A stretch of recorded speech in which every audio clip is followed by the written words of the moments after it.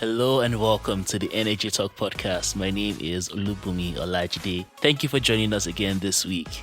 On this podcast, we tell stories about sub-Saharan Africa's energy transition, focusing first on the operators, policymakers, and financiers that are driving us towards the goal of universal energy access. On this episode, we're speaking with John Keane, the CEO of SolarAid. John had an unconventional path to energy, initially studying urban development and working in UK's private sector as a professional town planning consultant.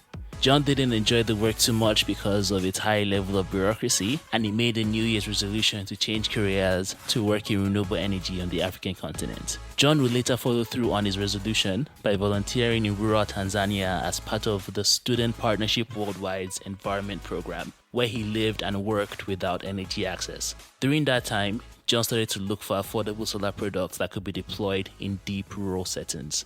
I'll let John take the story from here. And this is before Google existed, by the way. So I'm getting...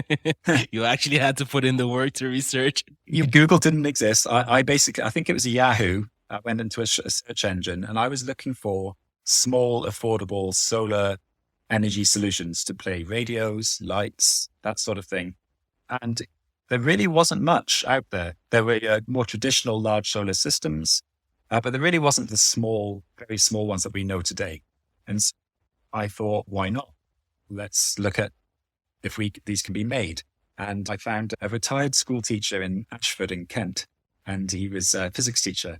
And he was cutting up large solar panels with a glass cutter, putting them together with some plywood on the back into the size of smaller than a mobile phone, and attaching wires to them, a small diode, crocodile clips, and attaching them to radios to play instead of batteries. And I thought, wow, that would have been great in the village I lived in, because I went through so many batteries listening to the radio. And I just realized that even that very small rudimentary solar panel that had been basically made by cutting up a larger panel could add value. And so that was my pathway. And so I basically started raising money and working as a planner again, town planner, to raise money to actually go back to the village in which I'd originally been a volunteer to introduce this technology and see what people thought. And so that's the pathway I took. Of course, pathways are never quite as linear. And on my way to Tanzania, I was in Nairobi working with some youth groups, and we ended up launching quite a lot of what we call DIY solar enterprises, where basically youths and entrepreneurs were assembling small solar panels in Kenya and then in Tanzania, and basically trying to kickstart solar markets. But again, very different world to the one we see today, because even the main players such as D-Light and Greenlight Planet, they didn't exist yet. And so all I knew was this small solar panel could add value, and we had to find a way for that small panel to get into the hands of people living in deep rural areas. And I think, I'm not sure if I've been trained this way or I was schooled this way. I didn't want any of the work that I did to be reliable on myself and my presence. And so it was really very much from the start for me, work with young entrepreneurs, introduce the concept to them, but then it really was up to those entrepreneurs to take it to the next level. Don't leave it up to a town planner who has never scaled a business in rural Africa before to the solution. And so I suppose that's the approach that I personally always taken. And so that's my first steps into the renewable world, was that one. Yeah. So this brings us perfectly into SolarAid. It seems like you're doing exactly that at a much more substantial scale. So talk about the organization. What is SolarAid and what are the objectives that you aim to achieve and your role within that space? Yeah, absolutely. I was lucky enough to join SolarAid from the very beginning. It didn't have the name SolarAid yet. I'd actually been looking for basically large solar panels to cut up. And so I was contacting lots of solar companies across the world. And Solar Century was at one of those companies, and they got back to me and said, we can't help you in that way, but we are looking to set up an independent solar charity, and we'd love to talk to you, because they'd heard about the work I'd been doing. And SolarAid from the very beginning believed in business-based solutions and to trying to address poverty and climate change. So that really resonated with my own background. And we set a vision to help create a world where everyone has access to clean, renewable energy. And we set that in 2006, and that remains our vision. It's uncannily similar to SDG 7, but we had the vision first. and essentially our mission has evolved. From 2006, we set an early mission, which was to eradicate the kerosene light from Africa. And we wanted to try and achieve that by 2020. So that's obviously, that's the past now. But I think that we call that our big, hairy, audacious goal, our BHAG. And it drove innovation, it drove ambition, and it delivered incredible results.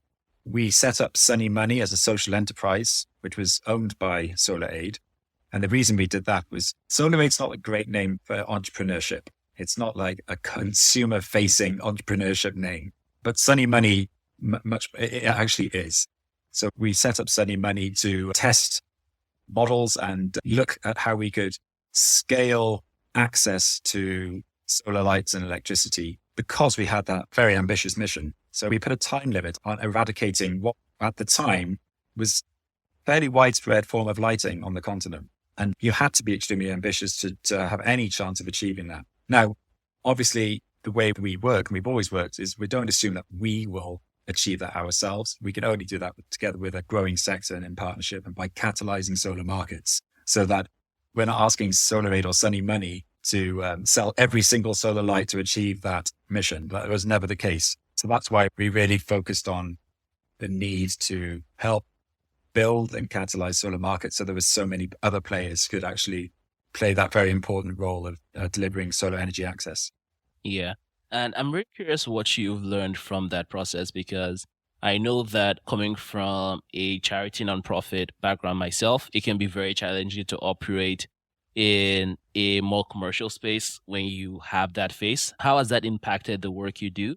And from the years of experience that you've had right now, what are the models that have emerged as the most sustainable that you found? Sure. Good questions. Well, I think there's different answers. There's conflicting answers to that question. So I'll just say, in the early days of the market, phase one, if you wish, when there were really only a handful of private actors trying to sell solar lights on the continent, I think having a charity in that space at that point in time was extremely important because we could basically develop track records, test business models, and increase what we wanted to help create. Tell the world that we believe that there's a marketplace here. We believe that it's worth investors getting involved. And in the early days, we sold almost 1 million solar lights in Tanzania alone. Now, obviously, you don't sell 1 million lights in Tanzania without other people noticing.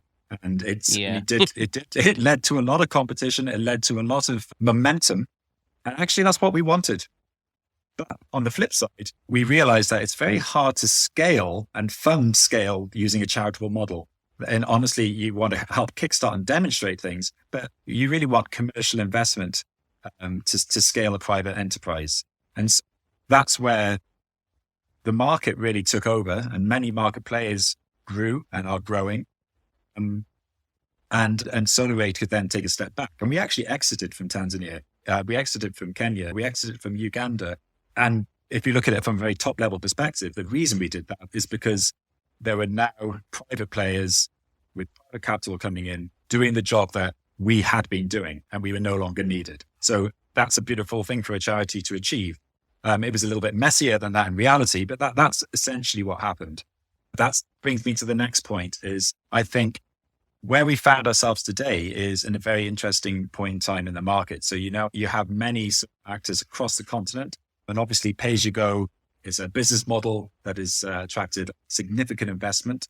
And I think it's a fantastic model and it's a fantastic technology, and it's driven a lot of innovation, both on the technology side and also on the business modeling side. And that's fantastic. And I think the challenge that model currently has is it's not necessarily always reaching the poorest people, because the no income, high poverty areas and high poverty households will often be left behind because they simply cannot afford to make those repayments. And so they can't make that decision. While I think the pay-as-you-go has been a very excellent thing for the whole sector, and it's driven a lot of investment, it led to increased access to electricity across the continent, it has its limitations. And that's the key where I see, okay, there's still a role for a charity in this space. It's actually, what are the business models, or what are the models that can help overcome the barriers to access that we're currently seeing?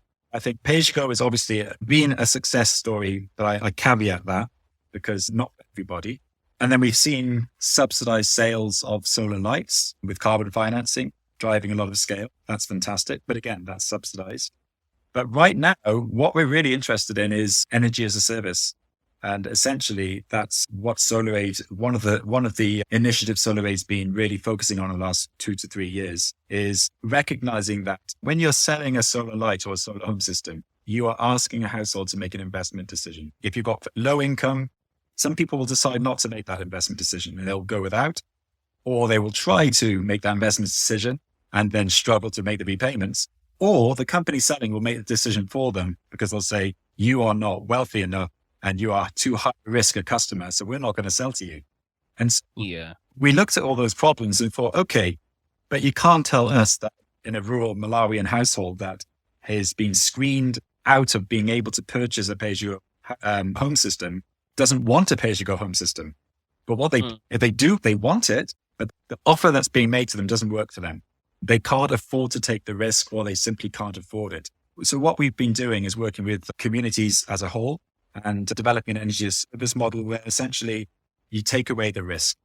You basically install systems, solar home systems for free on rural households, and they do not own the systems. You retain the ownership, much as you would with a mesh grid, for example. And it's basically an infrastructure. So using home systems as infrastructure and enabling customers to pay to use them and see what happens. And so that's a model that we're very excited about, because even though we've only been doing it at a limited scale of 2,500 households, these are areas where 97% of the population are living in extreme poverty. And we're seeing penetration rates in community level as high as 90%. So that's unprecedented in the distributed energy space. I think it's a bit different with when you talk about mini grids and mesh grids. That's where you do actually you're designed to cover whole villages, for example. But when you're talking about distributed solar lights and home systems, you're not seeing uptake of close to 100% in any community. And so that's what we're particularly excited about, the potential of energy as a service to achieve that. And I get very excited when we start talking about business models for off-grid electrification, because I've heard the pay-as-you-go argument quite a lot. And I think the large appeal for pay-as-you-go or lease to own has been largely the fact that the kind of capital that's available. Let's just say you get a loan. The term on that loan is like 2 to 3 years, and you have to recover all your money back within that timeline. And that really limits the profile of members in the community that you can actually serve. And that's why many developers default to that system. And it has its merits, as you pointed out, but energy as a service gives you more of an option. But then you're back to that same problem, like the kind of capital that's available in the sector drives the business model that is largely favored by developers and by different organizations. So how have you looked at that situation, and how do you handle the financing piece? And from a business model perspective, is it more difficult to fundraise for those kind of projects, or what has your experience been in that space? I think, the service-based model it's not brand new, that people have delivered service and trialed energy as a service in different ways over the years. But the focus that we're trying to do is let's have a metric of success of as close to 100% uptake in a community as possible. So that's number one. So you've automatically got economy of scale within that territory. But you're right in terms of finance that's needed to scale at a community level is not insignificant. And we know we're operating under the assumption that this model would need to be taken on both by government, adopted by governments with significant financing, and also the commercial public-private partnerships with commercial actors.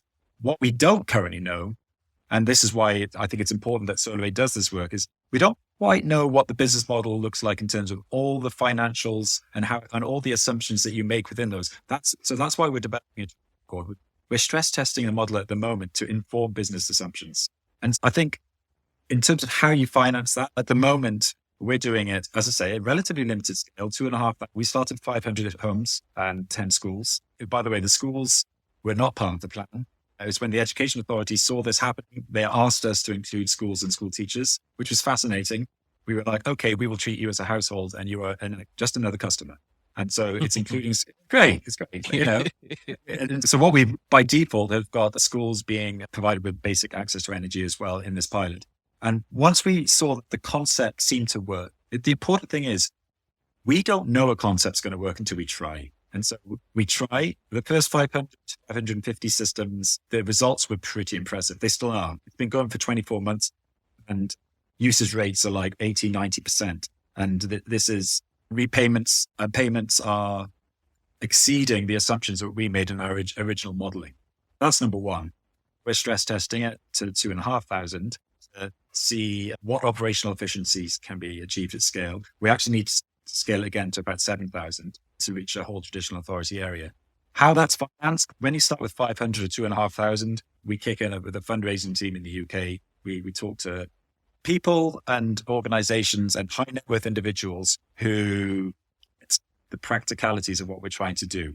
And what we're trying to do with energy as a service model is find a commercially long-term solution that is inclusive in terms of the populations it reaches. So not exclusive. And arguably you could say pay-as-you-go has been designed to be exclusive by default, the way it's designed. This is putting it on its head, actually trying to be inclusive. So you can convince philanthropists basically to back at a certain scale. But we can't expect philanthropists to scale this sort of work across the continent. And that's where you need to develop a track record. So you get governments and investors, they see the financials, they understand the business model, and then they can make decisions as to whether they need to invest or not. The other last thing I will say on this is we're not afraid of the answer being that subsidy is needed to achieve this, because I think the whole sector has now basically recognized that subsidy is going to be needed if you're going to reach the poorest people. And we're starting to see that even with pay-as-you-go. We're not afraid. The work that we're doing is helping us understand what level of subsidy would be needed if we want to achieve basically universal access in these given project areas. And then, of course, scaling across countries and continents. We don't have to dwell on the subsidy piece, but something interesting to consider there as well is that if certain solutions that are deemed the most applicable to different communities are given subsidies and some others, it really skews the business models and the financials and may not necessarily lead to the best technology actually reaching the people who might need it the most. But we don't have to dwell on that. I'm curious to know, in terms of, to get a bit technical here, the work you're doing, I'm guessing, requires a lot of relationships, not just with the communities, but also if you take a step like further up the value chain, you're talking with a lot of suppliers, a lot of the people who are actually going to be doing the local field work and the development team. So how has it been like engaging with those stakeholders from your perspective? Because I imagine that's quite a lot of work, and so that it blends itself through the different sections of the industry. You're not exactly a distributor, you're exactly a developer. So how has that been from the stakeholder part, managing all those relationships and really defining the place that SolarAid holds within that whole conversation?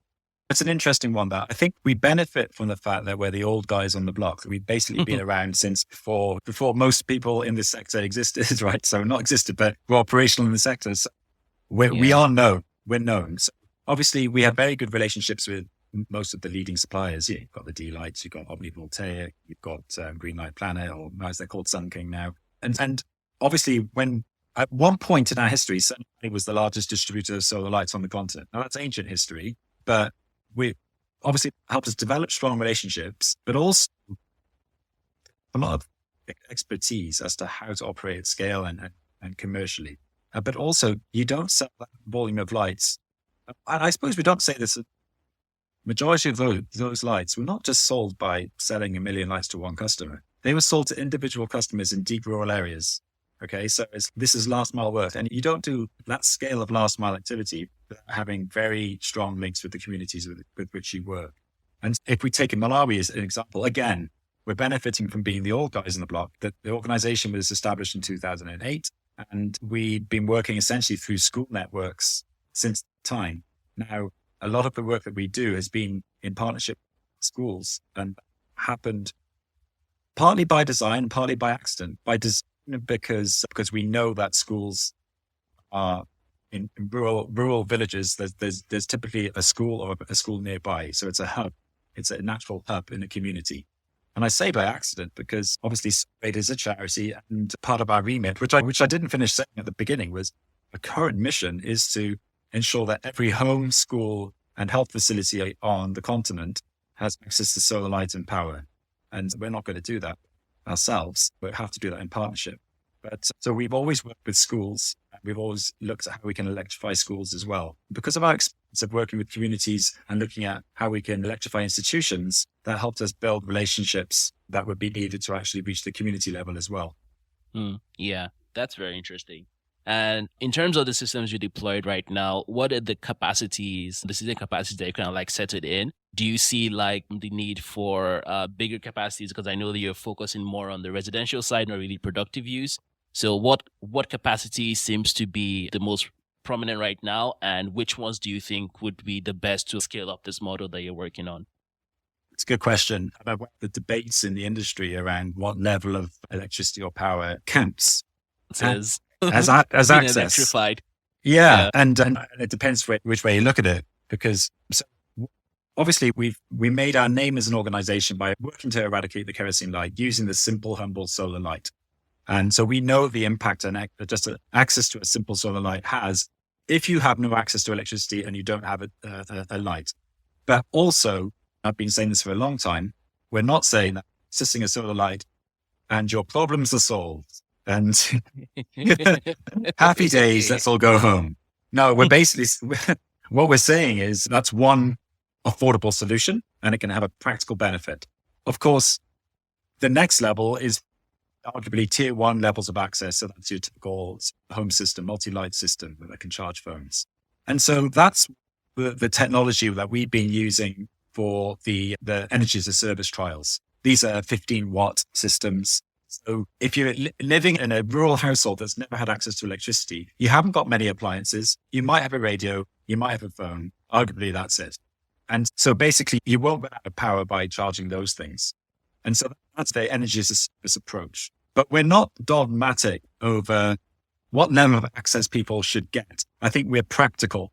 And I think, you will know from the mini-grid sector, there's often a disconnect between the level of power that might be available to a customer and the level of power they're actually able to consume because they don't have the appliances to use up that power. Yeah. So even for us, we see it as a stepping stone. So we're starting with essentially tier 1 access with home systems. But like any innovation and business model, you can evolve and adapt it as you go. So the minimum base, everyone has tier 1 access. But of course, customers then may choose to increase levels of access. And actually, you mentioned productive use. The other part of this is we recognize, I listened to one of the earlier podcasts and I heard the term first mile and I loved it. It was basically the first mile needs of like agricultural communities is, and how can you improve or use energy to benefit the economy and income. And so with our energy as a service model, we're also looking at other things like solar irrigation and providing that or making it available in rural communities through an energy as a service model. So a multi-tiered approach. So we're not dogmatic, but essentially with this energy as a service approach, we're using tier 1 as the baseline or the base from which to build. So for me, this is just like a huge pet peeve. There are a few things that I hate to see more than being out in the field and seeing a system that's extremely underutilized. And then you just start doing the mental math in your head. How much this system costs? What's it recuperating? Right. Did they just do this for subsidies? I feel like it's a conversation that maybe isn't had enough because most people are trying to deploy the biggest capacity systems that they can financially deploy, and they don't really count as much as how much utilization that I generate and what's the impact on the community. Something still that I hope becomes more of a conversation point, not just like that first part, the other part, like, is it actually being used? Yeah, I'll comment on that. I can imagine basically just providing access to electricity doesn't necessarily, it's not the only answer. Investing in the appliances and making those available, etc. So you can benefit from the electricity is another piece, isn't it? I didn't really give you a chance in the beginning to talk too much about it. The Sunny Money brand.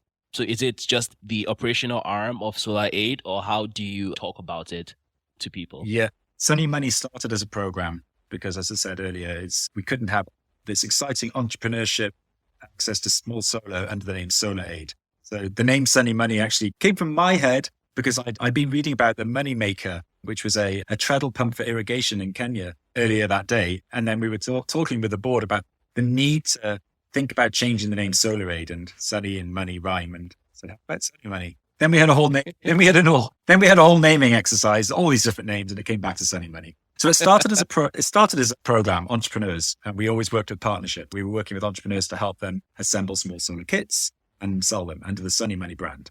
Then our CEO in 2010, I think, a new CEO came in. I was head of programs for the NGO. But we had a commercial CEO came in, and he worked with us and said, look, Sunny Money can be its own social enterprise. And let's turn it into a social enterprise. And that's exactly what we did.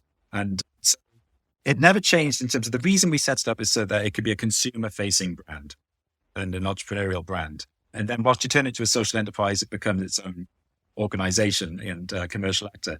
And as I say, when we were really focused on trying to drive scale through Sunny Money to catalyze solar markets, when we felt that's what the market needed, because it was a nascent phase, no one was selling solar lights at scale. And obviously, that's how people defined Sunny Money. But now, while Sunny Money is still an important brand in both Malawi and Zambia, it's no longer an important brand in the countries where we exited, because ultimately it's not about the brand. It's about what we're trying to achieve as an organization.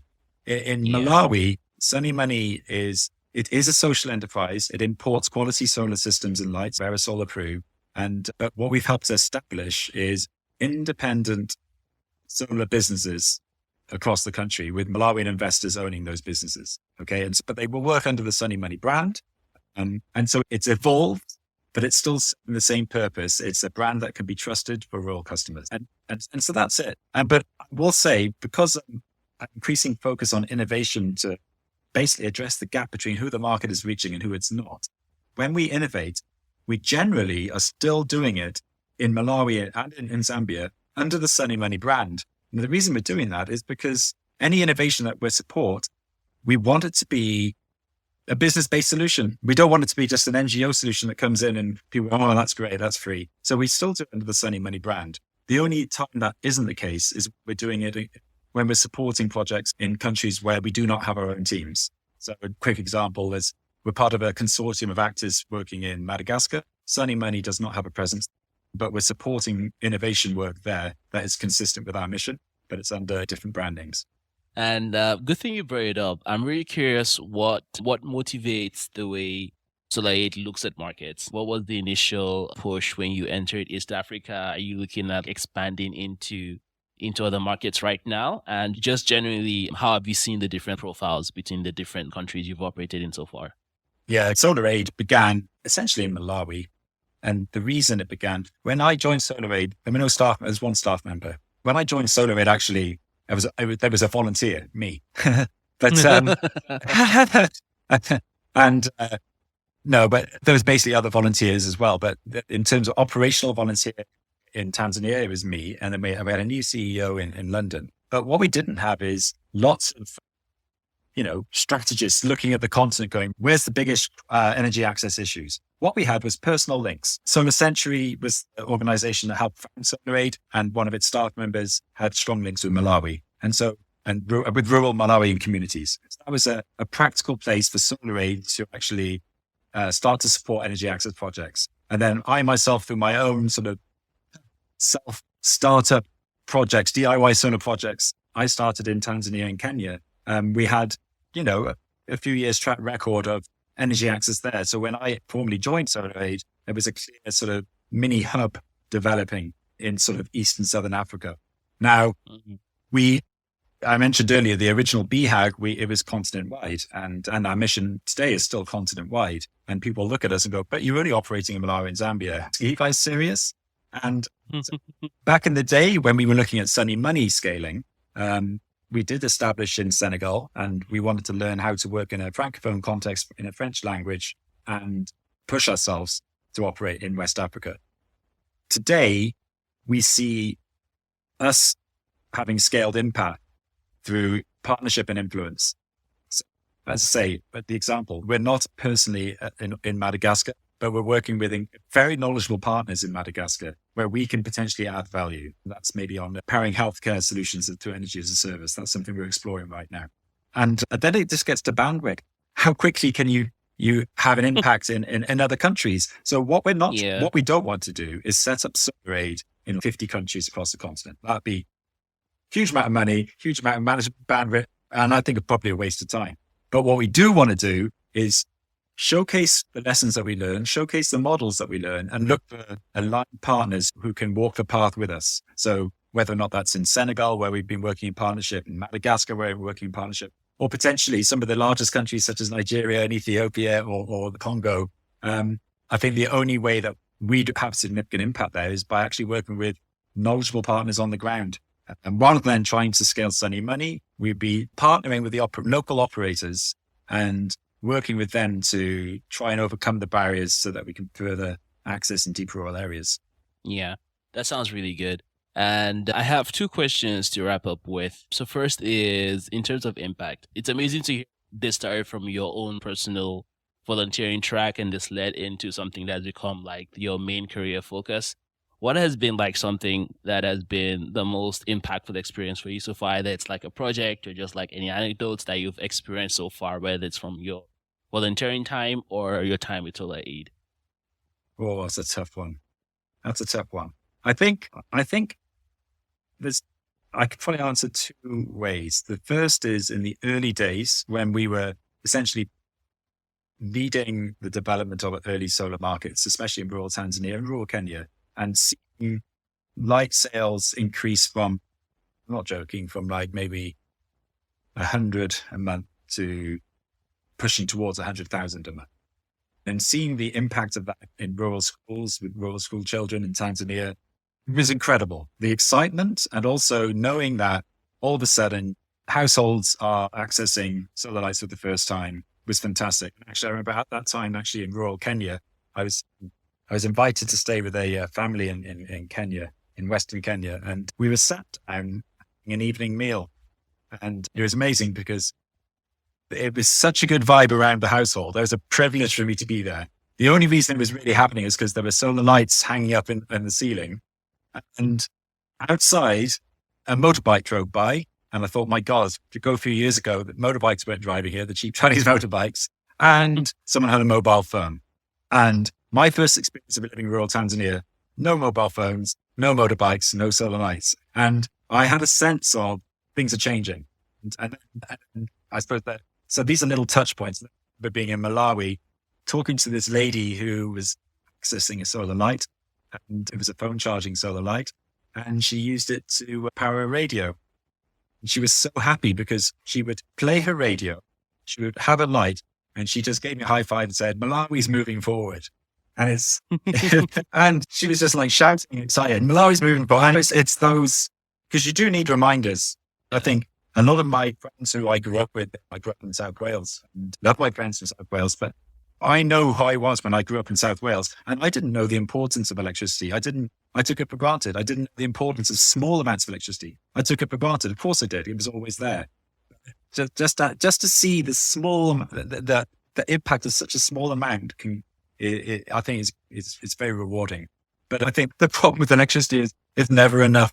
And the problem with our mission is never enough. And tier 1 access, tier 2 access, tier 3. Of course, you want universal access to mean that everyone has essentially the level of access where their lives are truly unhindered and the opportunity is open. That's what you want. But of course, in the real world, it's a journey to get there. It is.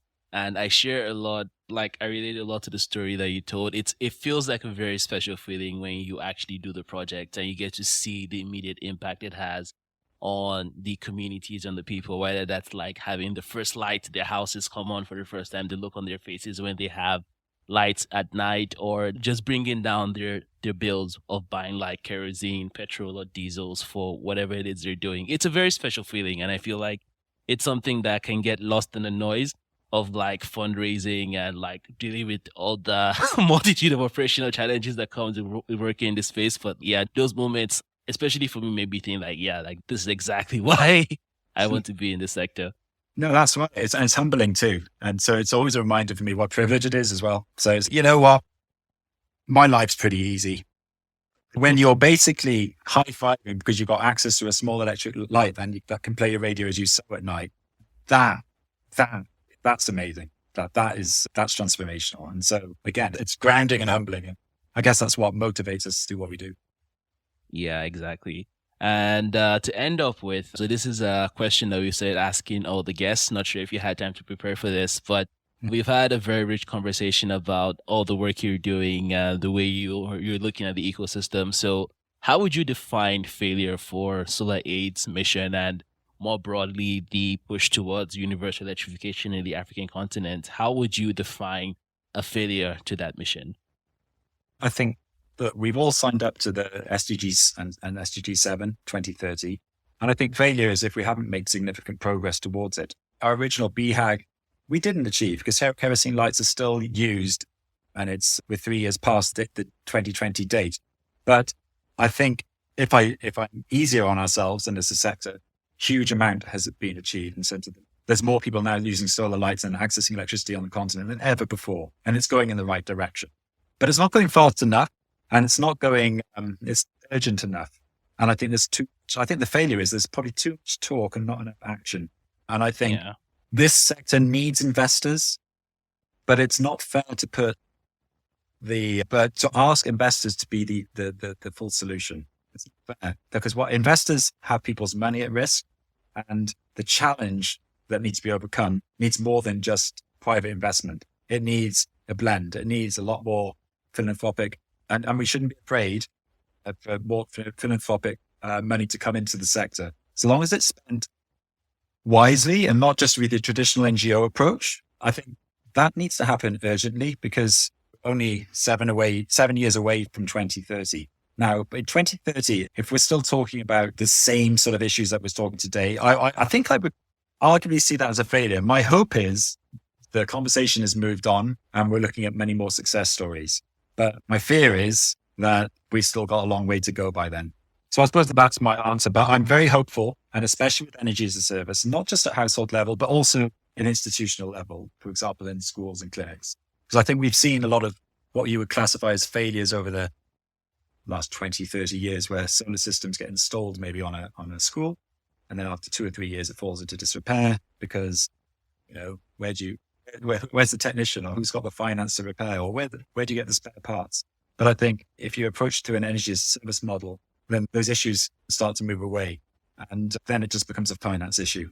And I think that, look, we all know that 2023, warmest year on record, climate crisis, it's real. I think a lot of investment needs to go into governments on this continent to help transition to a cleaner energy mix. And I think that has to prioritize deep rural households, education, and health facilities.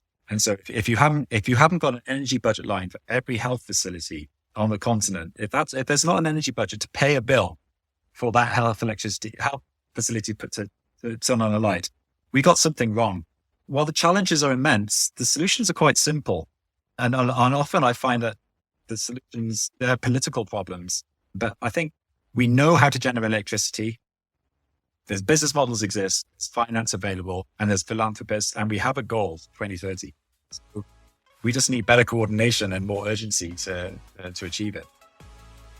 Thank you for listening to the episode. If you made it this far, please don't forget to subscribe to the podcast wherever you listen so you don't miss future episodes. This is officially our last episode of the season. It's been a pretty interesting one working on different projects, but now we're going to take a break for about 6 weeks and come back with season 5 of the podcast. And honestly, this season is personally for me the one I've been the most excited about. We're working on some really big projects and some really interesting guests coming up. I really can't wait to share that with you in the next 6 weeks, and we'll be sharing updates on our LinkedIn pages in particular. So if you aren't following us on LinkedIn, please find us at The Energy Talk on LinkedIn, and looking forward to staying in touch. Thank you all so much again, and I hope you have a wonderful rest of your week. Bye-bye now.